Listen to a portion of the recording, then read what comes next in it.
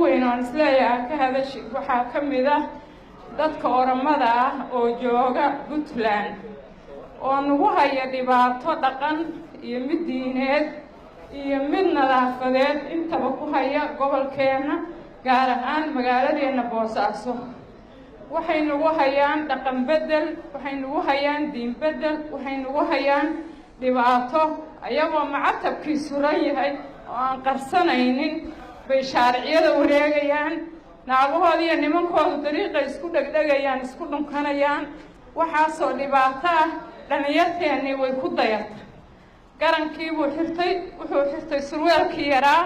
gabadhii waxay xiratay surwaal iyo diric yar oo shiid ah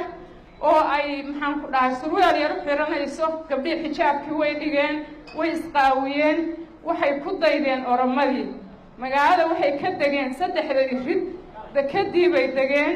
aeroboorkii bay degeen masjid Faadumay degeen haddii maanta la fiiriyo tirada Oromada ku nool Boosaaso idinka ragga way idinka badan tahay wax ay u yimaadeen oo dhulkaas saxaaraha u soo mareen oo dhulkooda oo doog iyo biyalo uga yimaadeen waa qadiyadaasna idinku ma fahansadin inaa fahantaan weeye ninka Oromada oo weynaya ninka Oromada oo lugaynaya intaasoo kiiloomitir ulajeedada u soo lugaynayo wax yar ma ah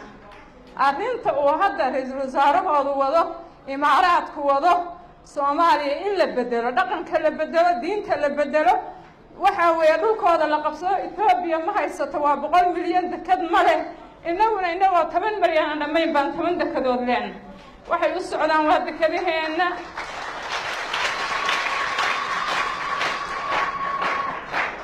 waxay u socdaan dhalinyarteena inay bedelaan diintooda iyo dhaqankooda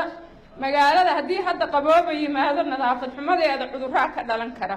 dariiq walbay waxay dhigayaan wixii xumaa dariiq walbay waxay dhigayaan qashinkii haddaad la hadashido hadda annagu dumar baan aan maagno waxayna dhahaan annagaa iskale dhulka mustaqbalka annagaa iskale haddaan u dhaaranoo loo gacan qaado ama uliya loo qaato way dagaalamayaan ma baqayo 10 wiil oo Soomaaliya haddaan ku dhex jiro cirdigayga ma difaacayaan waa ila saadayaa gacanta arrintaas waa inaad ka tashataan gabigayga dhan waan ruxanayaa waxaan la ruxanayaa waa ciid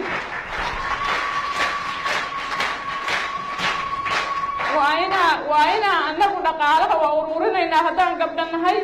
waa inaad naga saartaan oo dhulkoodii lagu celiyo Oromada annagu dili mayno ilaahay baa uga baqaynaa dhiigoodu nooma bannaano laakiin waa in nala ka saaraa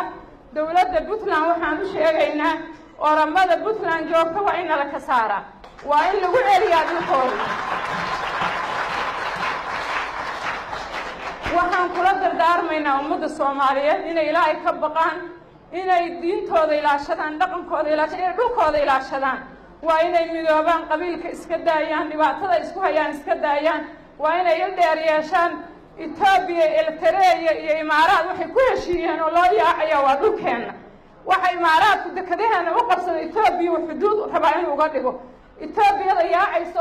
waxaan nahay tahriib siyaasad weeye waa inaad caqli yeelataan oo dareen yeelataan oo dhalinyaro ay dhaqanka iska bedeshaan magaaladeena iyo diinteena baa in ilaashado magaalada Oromo laga saaro waa in dowladda hoose oo Boosaaso waa inay arrinta nadaafadda wax ka qabato naga saarto Itoobiya haddii qabooba yimaado wax kasta dhici kara cudurro haddeer intaan la gaarin waa inaynu wax ka qabanaa arrinta u istaagnaa naga gaarsiiyay ninkaa raga waa inay Puntland wax ka qabato arrinta assalaamu calaykum warahmatullaahi